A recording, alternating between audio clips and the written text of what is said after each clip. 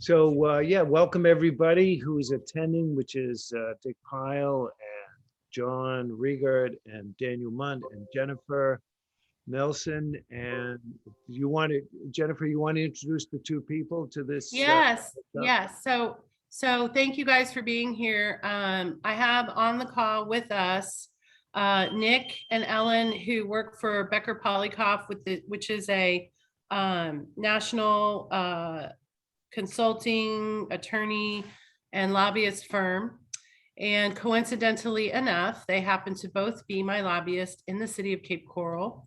Former chairman Mike Mullins had initiated a conversation with Nick prior to me starting.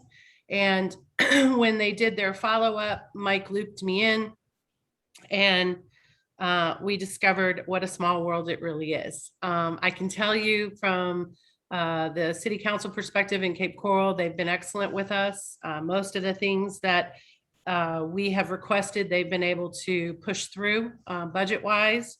They've done a fantastic job setting us up with individuals in Tallahassee we needed to meet with. And so I'm just speaking for their quality of work because I'm very familiar with it, and they are very good at what they do. So Nick and Ellen, do you guys want to just give like a brief bio of yourselves and then we can dive in? Okay. Yeah, certainly. I'm happy to. Councilmember Nelson, I've got a few slides. It won't be long. You could just call me Jennifer. In this group, I'm just Jennifer. No, thank you. You are Councilmember Nelson to me. I know. Okay. We do have a few slides with some background. It'll be quick to kind of help us guide through the conversation. I think might be beneficial. So let me see if I can. Oh, I am not allowed to share my screen. Oh, Jennifer, if you stop sharing yours, I can share mine. But anyway, to kind of get us going while we figure that out, I'm Nick Matthews with the Becker firm. As Jennifer mentioned, the Becker firm is a firm, we're a 50-year-old firm headquartered in Florida. We have offices from Coral Gables all the way up to Washington, D.C. and New York City. Ellen and I focus primarily out of the South Florida offices and the around the year Tallahassee office, which, we kind of, we almost have dual residency between the two cities. One of the cool things about the Becker firm, just kind of a way of background, is we have a very diverse host of people that work with us on the Becker team. We have former state senators, former representatives, former chiefs of staff, former in-house government relations consultants. And we do a really good job by having such a statewide footprint of having relationships and kind of access to members and legislators and folks from across the state that are in positions of power. Jennifer, am I able to share yet or no? I guess not. Excuse me, can I interrupt? Who's ever in charge of this Zoom video? Can we have Mr. Becker at the centerpiece? We've seen the piece of paper where their thing is. Can we have this more professional looking? No offense to anyone, but Mr. Becker should be a very big picture of my Zoom, and all I'm seeing is the pitch of the cost taking 80% of my screen. Thank you very much. Okay. Show a little respect for Mr. Becker, whoever took care of that. Thank you, sir. I'm Nick Matthews, and just kind of a little piece of background on me, and I'm going to introduce Ellen as well. Prior to joining Becker, I worked I was a chief of staff in the Florida Senate for several years for a state senator. And then I moved on to the in-house government relations role for Broward County. And that role is kind of specific to some of the things that you guys really care about.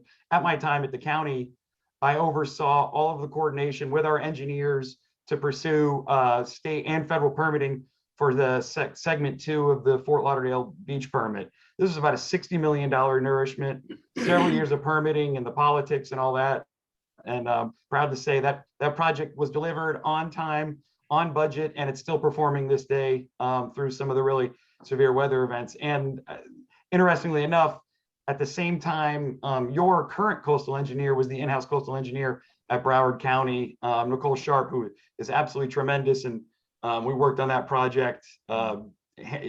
We were hand in hand on that thing because it wasn't always just engineering and it wasn't always politics, but it was a great experience. So now I'm over at the firm and I manage mostly clients in Tallahassee and at the local level across Florida, a variety of clients. And Ellen Bogdanoff, over here is a former state senator, former state representative.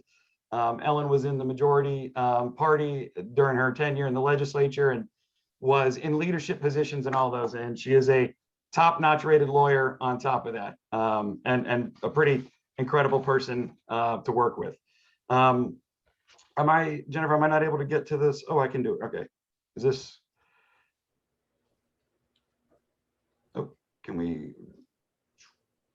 So in our conversations and kind of some of our research, one of the things we wanted to kind of talk to you about are kind of 3 ways we could jump in from day one and start moving the ball forward for the district. And these kind of 3 buckets are here in front of you. One is obviously the traditional beach funding program that is funded at the state level, appropriated by the legislature, and then administrated by the Department of Environmental Protection. That is a key piece in your core mission. Another really exciting piece that Ellen will dive into in a second here is the new resiliency grant programs. These are, like I said, this is the most funding dedicated to resiliency efforts in the state, in the history of Florida. This is pretty exciting stuff. And the last kind of area is anything else we can do from the legal side, from consulting side to support the district, help you update documents, expand your mission, grow the scope of what you're trying to accomplish. We're here ready, willing, and able to kind of help with that. So I think quickly, kind of before I turn it over to Ellen, I think one of the things that I want to say when I go back to the kind of traditional funding for beach management programs is the way the state funds this is a non-recurring sum of money just about every year. And this year we were good enough, we got 50 million for beaches statewide. I mean, you think about how much coastline there is in Florida and how expensive these projects are. The state's match in 2021 was only 50 million. And I went back and grabbed 2016, it was 32.5 million. So that number changes year in, year out. It needs an extra set of eyeballs on. I actually, when I was at Broward, we were not in the money based on what the first budget rollout was in the Florida Senate. We were a project or 2 down the list, and that's how they do this. They rank your projects. The legislature comes up with a number, and if you don't get down, if they don't fund enough, if they don't put enough money in there, your project doesn't get funded that year. So we went in, advocated for them to put another $5 million in to grab our project, and we got funded. I believe that was engineering and design money for the segment 3 beach project in Broward County. I think we're kind of ready, willing, and able. We know this world. We work in this. I'm an ex officio member with the Florida Shore and Beach Preservation Association, which is an incredible organization and a good stakeholder group to really advocate for all beach projects and all beach folks that run beach programs. And on that front, it's the level of experience we have and the relationships we have to kind of understand how to advocate for that money and make sure that it goes where it's needed. Obviously, a big part of that is having great engineers like you do and putting your best application forward. But a lot of it gets political. And if that money's not there, it doesn't matter how good your application is and how good, how great your project is and how much you love it. If the money's not there at the state level, you got a serious problem. So that's really one of the ways we'd be excited to kind of jump in and really start focusing on this pot of money to make sure it's always there for you. And quickly, that is 50 million and the 32.5, that is divided between beaches and inlet programs. So that's not just beach, putting sand on beaches. There's sand bypassing and things like that in some of those pots of money. So those are competitive pots of money that we got to secure every year to give the district its best chance. Ellen, I'm going to kind of transition over to you to kind of give a quick review of this exciting resiliency funding. Okay, I'm going to apologize in advance if you hear a barking dog, but I have a compulsive Yorkie and he doesn't stop sometimes. Thank you all for the opportunity, and Jennifer, it's good to see you. We've had a number of conversations to figure out what the needs, of the district are. So I would tell you that what we did is we passed this year landmark legislation. I also Nick and I represent the American Flood Coalition, which is a national organization that works on policy issues to deal with flooding and sea level rise. We worked for a couple years to put together some legislation in the Resiliency Trust Fund this year has $600 million in it to spend.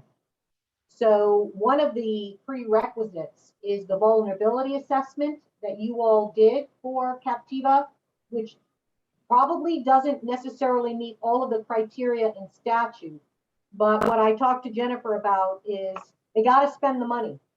And we are encouraging everybody to submit, even though your vulnerability assessment may not be perfect, we suspect it's going to be good enough, because every year that fund is going to have 100 million, but the first year they seeded it with another 500 million. That's a lot of money on the table, and somebody's going to get it.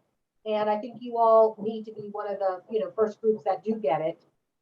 There's also some other interesting things going on in terms of being able to access funds. The state actually is going to have 7 billion. We had an unprecedented budget over $100 million, right? When I was in the legislature, I think our budget was around 52 billion. Now it's over 100 billion. And because of how well we're doing as a state economically, and because there's still some federal money out there, there's going to be an additional $7+ billion to spend. So I always say to people, if there's a time to submit projects, it's now, because the money is there and they're going to have to look to spend it. So this particular resiliency program is going to have, you also have 20 million for planning grants. So if you do need to upgrade your vulnerability assessment, which I'm sure you do, I actually talked to the woman this morning who did your vulnerability assessment. Really smart lady, knows what she's doing. And I briefly talked to her about how the need to reapply for some of that money, because you won't have to pay for it out of your tax base. We should be able to get a grant to upgrade it to basically the standards that statute set. The other issue that I talked to Jennifer about is, I think you all have had discussions about modernizing your documents, and just being a little bit more progressive in terms of how you work as an organization. And we would have to better understand exactly what changes you wanted to make, but there's a rather arduous process to get that done. Number one, we would have to file a local bill, right? So we would have to draft language. You would have to get Lee County on board. You have to get obviously 100% of your board on board. You would also want to get the Lee County delegation on board, because they're going to be the ones carrying the bill to Tallahassee to pass, to make any changes to the way you govern yourselves. So that would be something that we'd have to do, and we'd have to get the sponsors and then work it through the legislation. Local bills are handled. Excuse me, can I interrupt? Forgive me, Ellen. Can you detail when you say obtain sponsors? Who we talking? You talking about just someone to sponsor the bill as either the local senator or the local house? Is that what you mean? Correct. Your local Okay. senator. I just want to make sure. Yeah. Five the local bills, the delegation. That's why you need to get them on board. They need to be comfortable with whatever changes you guys want to make. And we haven't gotten specific, so probably one of the first things Nick and I would need to do is sit down with you as a board and kind of brainstorm on what do you want to do, what could be done, what do we think politically there will be pushback on, or maybe maybe nobody cares and it's like, okay, govern yourselves, right? And just however you want to handle yourselves. So that's just going to be an arduous process. The deadline for filing local bills this session for 2022 is already passed. So session starts in January this year. They passed a constitutional amendment that we normally would start in March, right? So the timeline is moved up every election year because they want to get out of Tallahassee by the beginning of March so they can start campaigning. Before they didn't get out till the beginning of May. So we start early this year. It's the Spencer Roach is the delegation chair, and he kind of sets the rules and the standards for the local bills.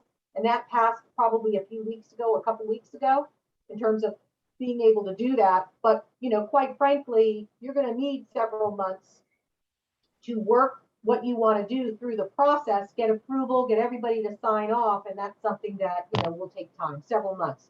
And Ellen, just so you know, I was at the Southwest Florida delegation meeting yesterday morning, and Spencer is no longer the chair. Jenna Persons Oh. Mullica took over chair, and Ray Rodriguez is vice chair. Just Oh, to awesome. let you Okay. know. Yeah, I know. It's still good because Ray Rodriguez was very instrumental in educating me on this bill for coastal resiliency back in March. So I'm pleased with both of those selections. Well, he was our sponsor in the Senate, so he, Yep.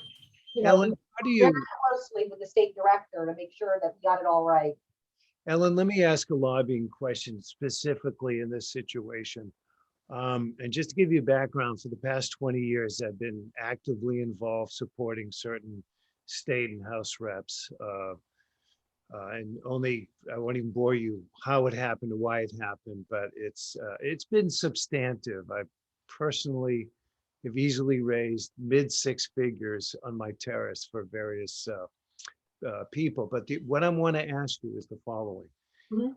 What do you do as a lobbyist when you're dealing with someone that has to pass something, and the only reason they might or might not do it, if they're told by their party that's okay? Because I would say 60% of my observations with the people that are elected only do what they're told because they have aspirations. You want to be on this committee, that ability doesn't have. So how, to be candid, Yeah. without mentioning names that were just mentioned, how are you going to deal with that? Because I know these people intimately, you know, I'm not.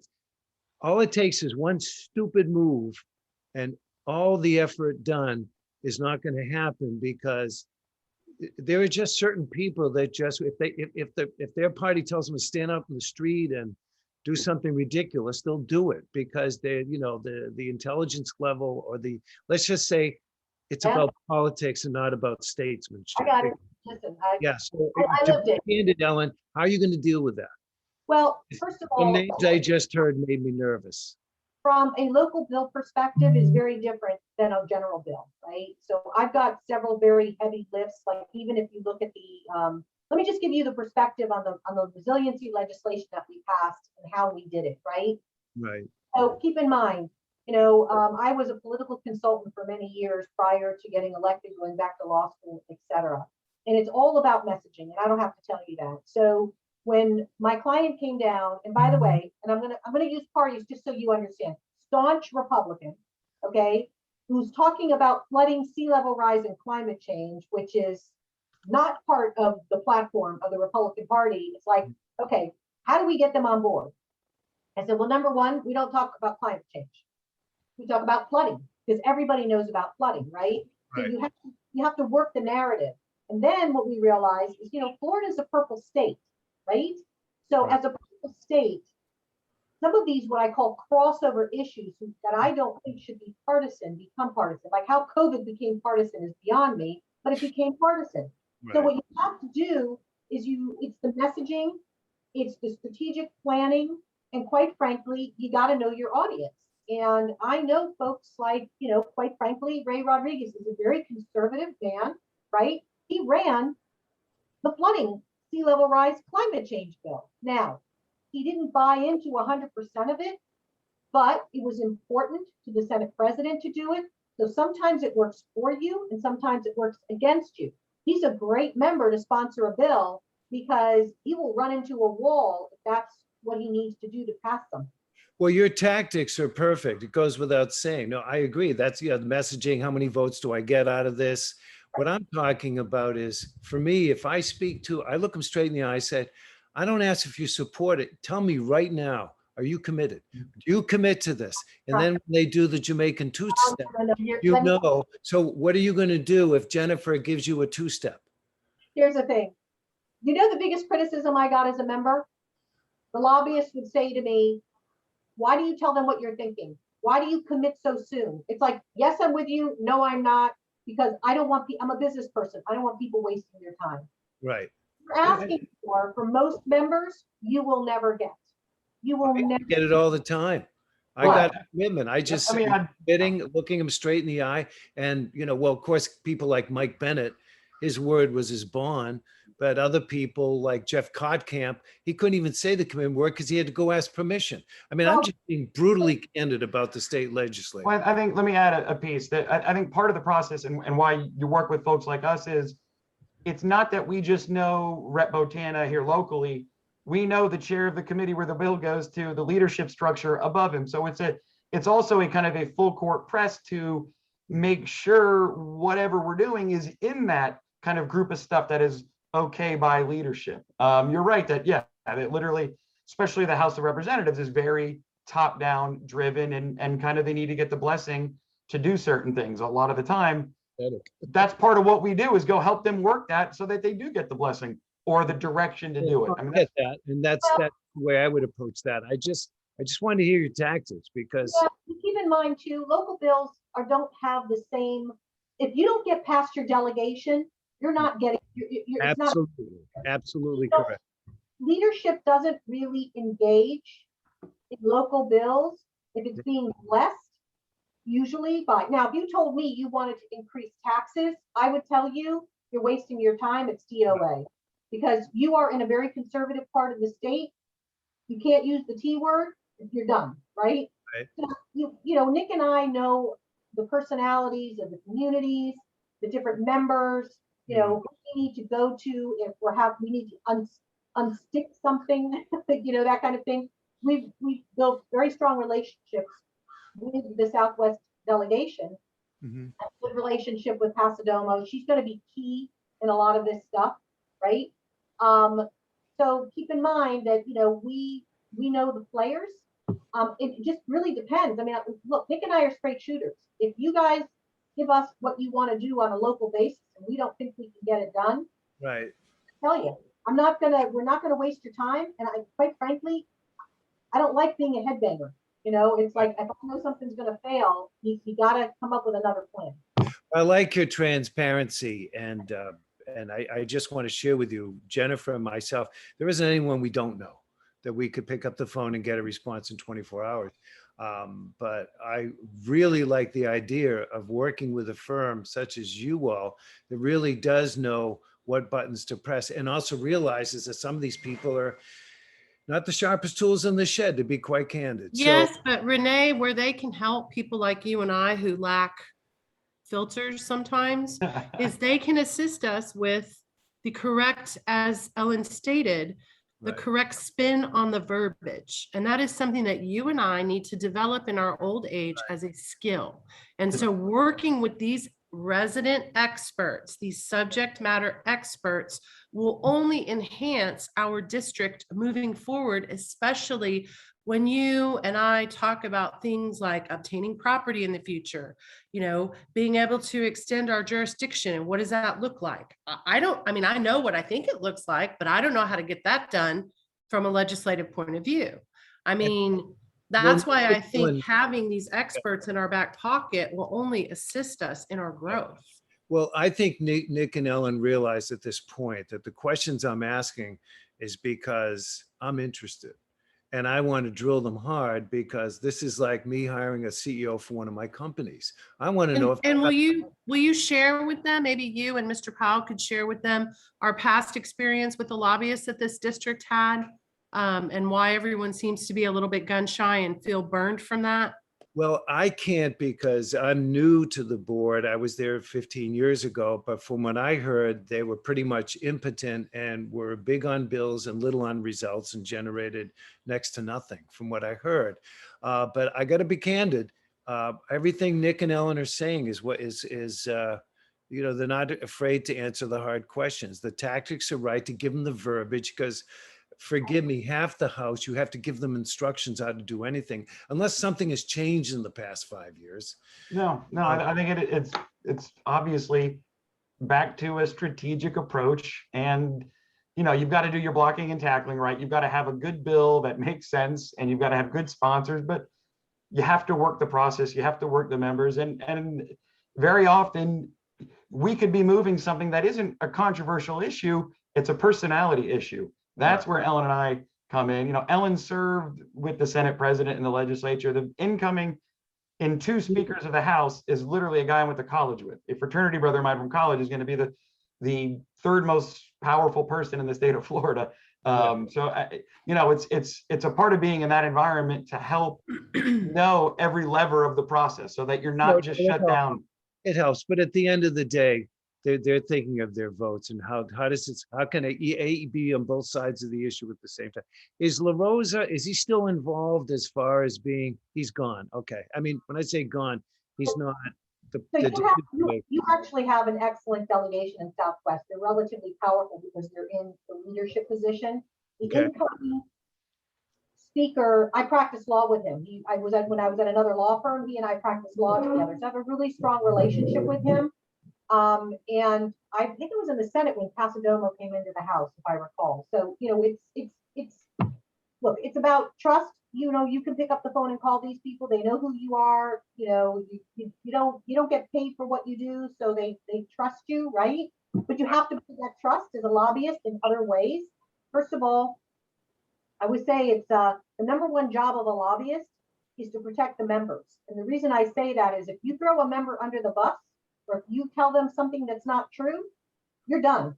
right. And that spreads like wildfire. You know, the second thing is to, you know, be successful for your clients, but you can't do B unless you do A, because they want to help you and do stuff for you.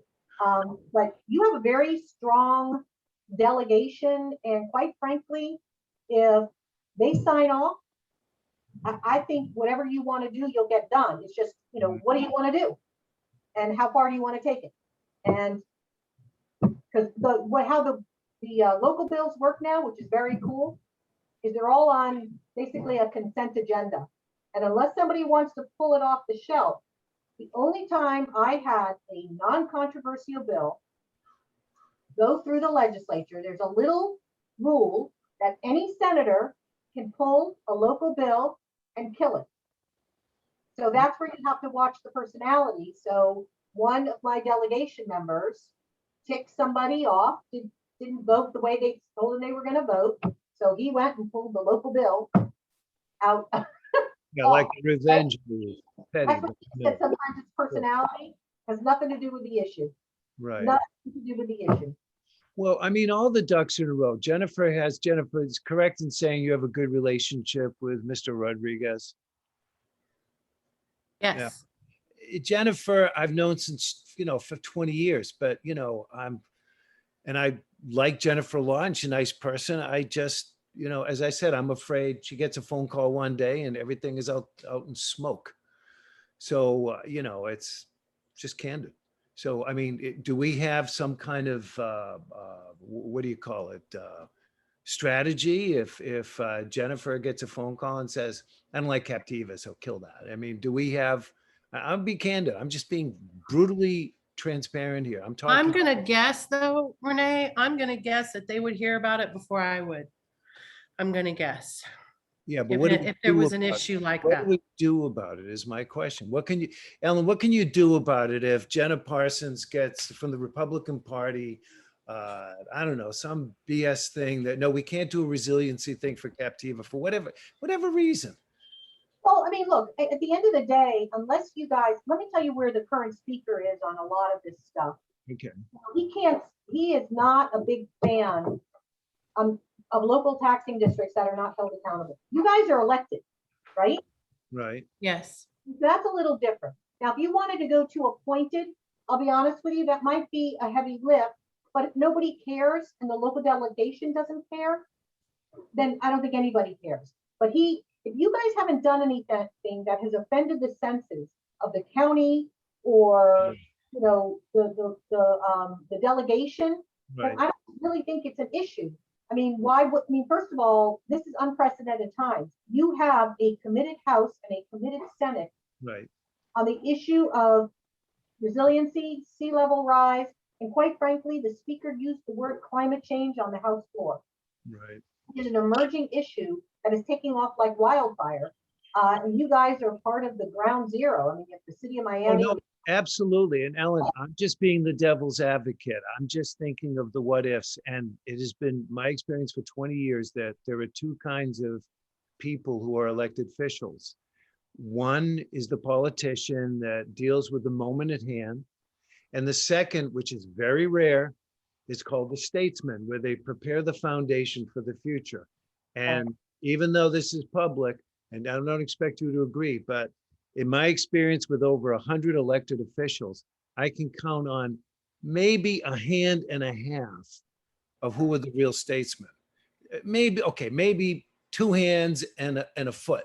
But I mean, Alan, maybe this is a private conversation, but I just want to let you know my drilling on these questions has, I'll tell you right now, I'm very impressed.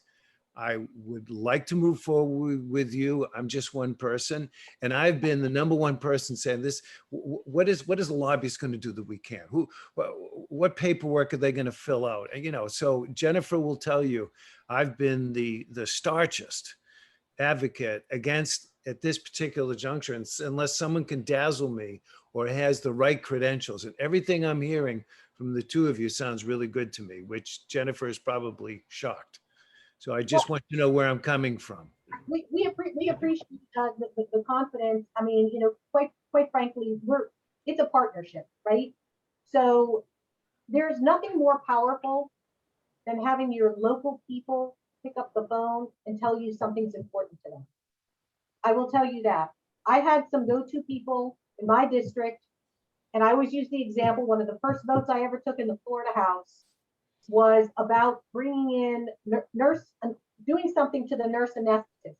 Okay, they were going to bring in the AAs, which were anesthesiologist assistants, and give them almost as much authority as the nurse anesthetist. Something didn't sound right to me, and I couldn't get a straight answer from the lobbyist because everybody's just, you know, barking their side.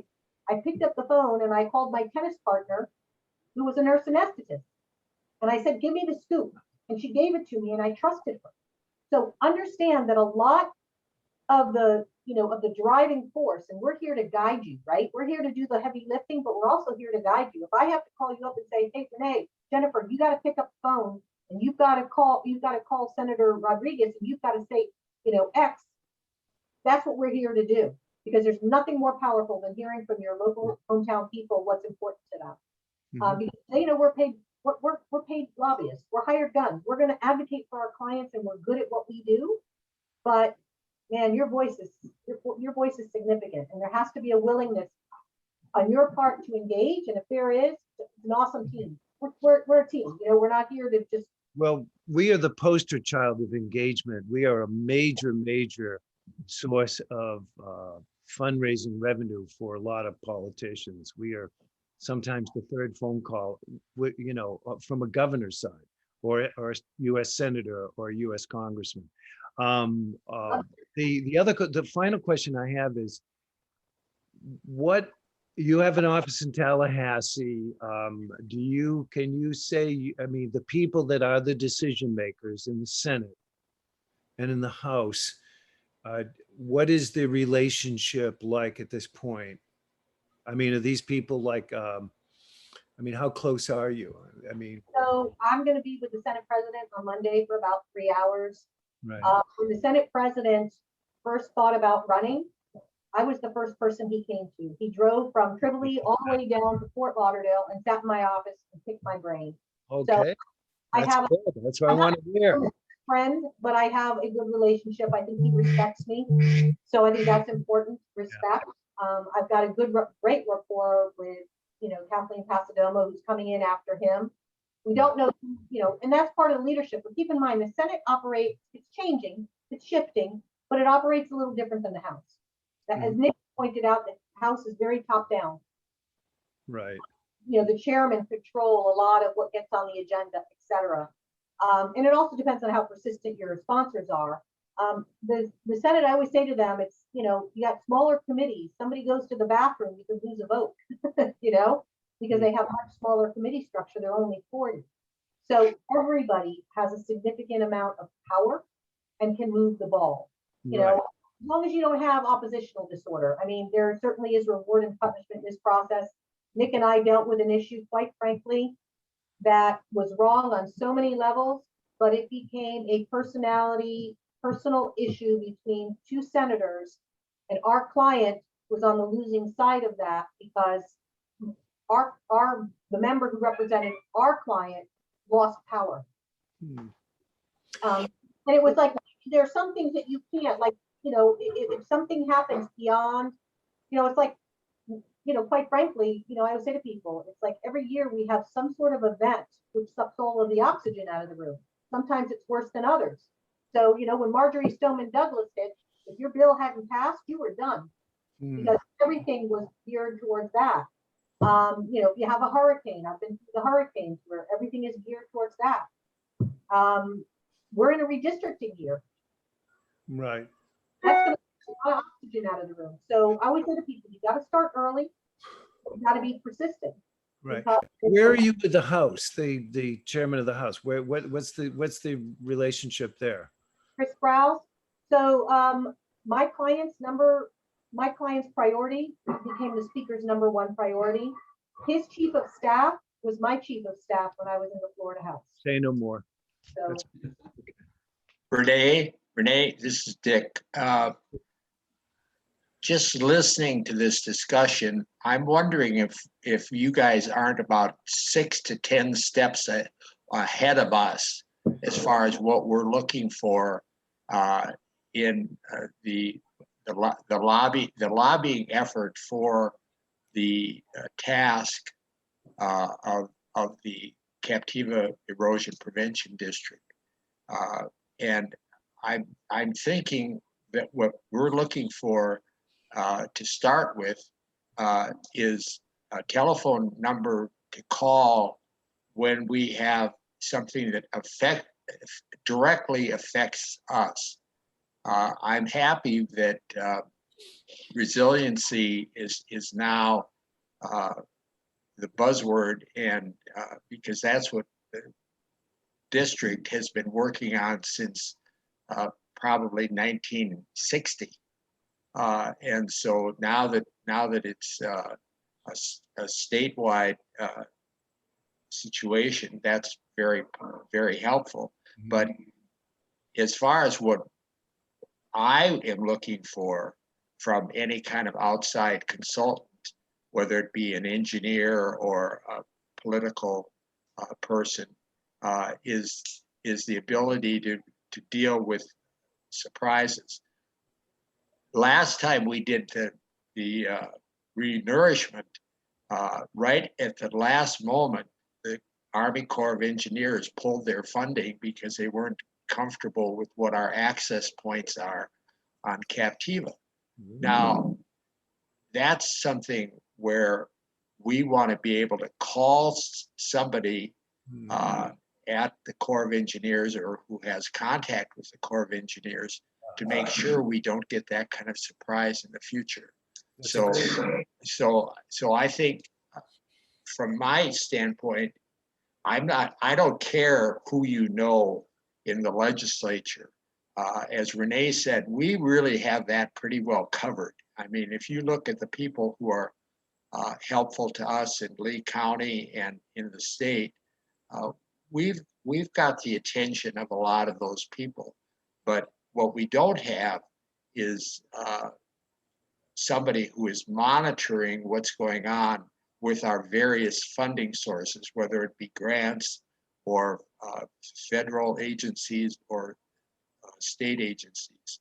So right. that's what I'm looking for, and what you presented so far suggests to me that if we have a political problem, you guys are probably good at that. But if we have a funding source problem, you're going to have to understand what our goals are overall, and help us get that done. And as Jennifer pointed out, our experience with lobbyists has not been very helpful. And I don't want to look at one more dollar leaving the reserves of the of the board and causing us to have problems getting our basic job done. And that's the thing. And if we decide to hire an outside lobbying firm, I want that totally understood what their job is going to be, and we're going to keep that person. I would like to suggest we keep that resource on a very short leash, and let's not get into a situation where we're draining our revenues for some political benefit that isn't really part of our I totally understand. responsibilities. So to respond to that, just so you understand, we were, number one, getting the funding in the budget is a priority. So we do that, but we also work very closely with the Department of Emergency Management. We work closely with DEP. Noah Valentine, who was the DEP secretary, worked very closely with myself and with the American Flood Coalition. He was basically helping us draft the legislation. He is now actually a consultant for the American Flood Coalition, and he knows DEP inside and out. So in terms of understanding resources, where things are, I had a city who was having trouble drawing down their federal money through the Department of Emergency Management, and we helped shake those dollars loose. It was like $4 million. Both Nick and I were personal friends with the secretary of the Department of Emergency Management, and his chief of staff was my intern when I was in the Senate. So our relationships, once you're in this game, our relationships go very deep. So we have to monitor and work on things. I always say to people, it's like, passing laws and getting stuff in the budget sometimes is the easy part. Getting the money out of the agencies and knowing when it gets stuck and knowing when the applications come out and following the rules, that's a whole nother aspect of what we do. So I'm happy to kind of add to that, Ellen. So when I was with Broward County, our local state representative, Rep. Moritas, wasn't happy with how quickly DEP was moving on the permits. And I worked very closely with him, and we had I think we set up a monthly call with DEP. So the local state rep where the beach was going to be renourished could get a monthly update on the project. There's no way DEP, with that set of eyeballs on it regularly, would have been able to pull funding from us at the last minute or come up with some wonky reason to set us back. It was about that extra set of eyes and ears on that project throughout the entire project that helped deliver that. So I am absolutely sensitive to what you're talking about, but there are ways to do your best to kind of protect against that kind of stuff. And I think too, Mr. Pyle, because you're a numbers person like the rest of us, if we were to invest in this type of service, remember, we're going to get a return on this investment. And that return on investment could be increased funding on a state level, whether it's through resiliency funding or whether Nick or Ellen have identified additional sources of funding that we could be eligible for our project and beyond, and things we want to do in between the 8 years of our project, like, dune restoration or living seawalls or working on the sea level rise committee with the community panel of Captiva. So I think if you look at it that way, Dick, then you might see this as a return on investment. So if we invested, X, it could yield for us Y. And that would be my job to make sure that we were getting a return on our investment, right? It would be my job as your administrator to recommend that or not recommend that we continue. But Jennifer and Nick and Ellen, what Richard is asking is, what kind of relationship do you have with the Army Corps of Engineers? Because we got sandbagged by them. So that question really hasn't been answered. And I like that question. I'd love to hear just a very succinct, black and white, and But we have, look, the event, look, we're state and local lobbyists. When you get into the DC, it's a horse of a different color, it's a different animal. But the advantage that we have is we have a very robust DC office. So very often we're tapping into them to get us information or to connect us with the right people.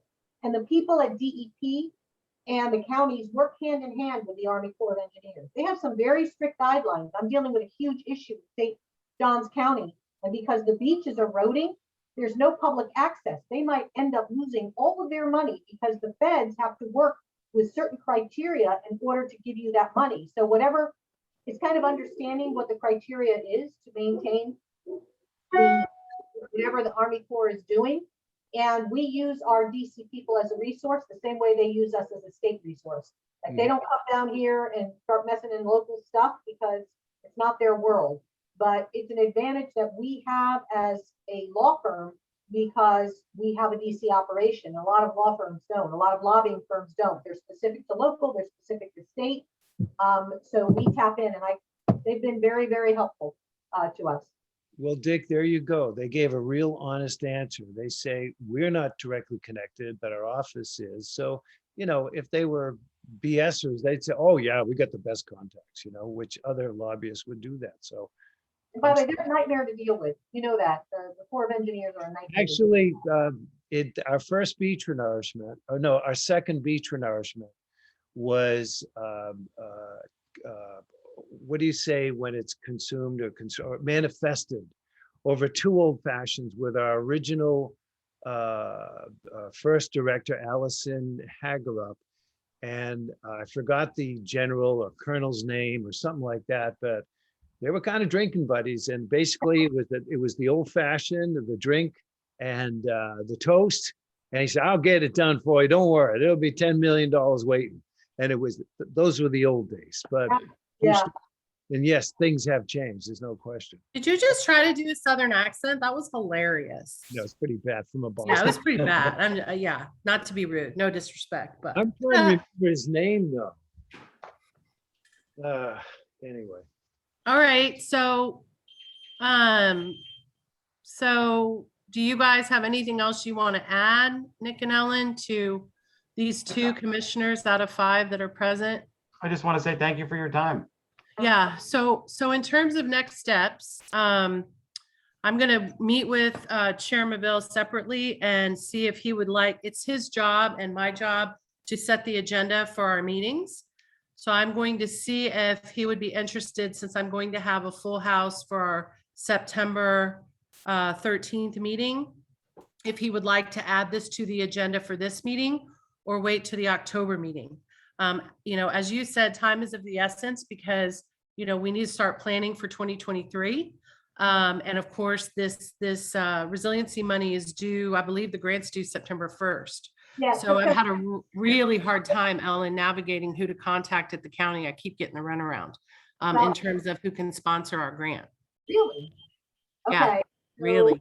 Well, that stinks. So I was gonna say, regardless of when you bring us on board, don't lose that deadline. And I what won't. you know what I'll do, Jennifer? Let me talk to my son, Okay, find out who he knows that he kind of knows, you know, the logistics down there. You also have the Southwest Resiliency Coalition or something. yeah, we do. Dr. Savarici, I know he's applying already. As But Cheryl Hapke may have told you this morning, he's already applying and he's applying for those vulnerability studies, which we already have one. And so Right. my suggestion was, well, can we just apply for the money we want for dune restoration as well as living seawalls? And could you be our sponsor? But I don't think he was too keen on that idea. Dan, you finished the meeting with them, so you may know more. By the way, Briefing on that, by the way. the other option you have, Jennifer, is the Water Management District. So- Yeah, and Chauncey loves me. Chauncey Goss, he loves me. So Yeah, I would call Probably him. want something from you. Jennifer, look, I know that people are proprietary because they're saying like, well, if you submit, then you might get yours and we won't get ours. There's $600 million. I know, Nowhere has a vulnerability assessment.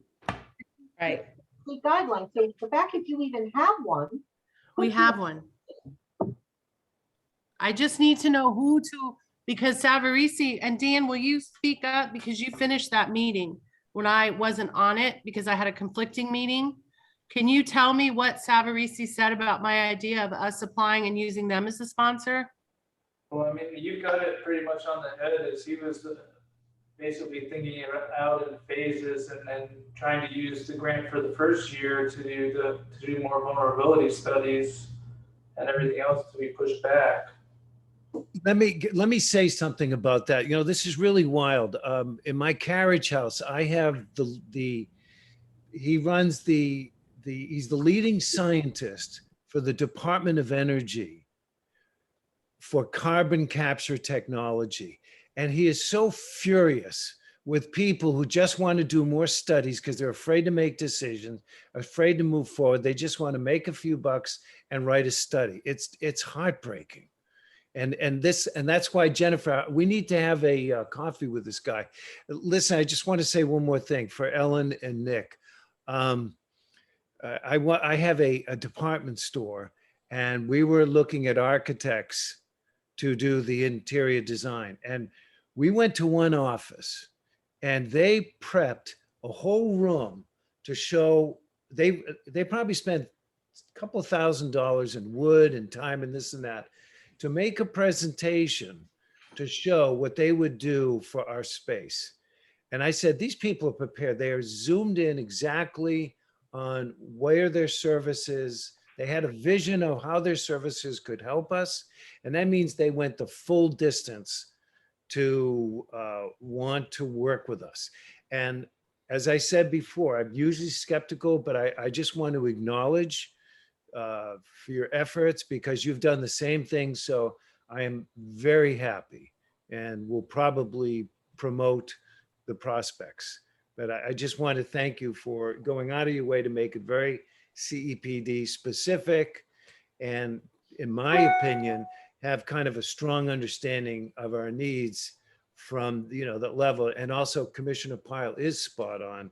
The big money, we really have to also remember that we have to have spikes on our shoes in order to make it, around the bases. And those spikes are having a enormously good rapport with the Army Corps and the DEP and all that. And in finality, there is a law that, it passed in '99. The CEPD created the law where it's called the Emergency Beach Restoration Plan. And what it was a process where you through a referendum, got the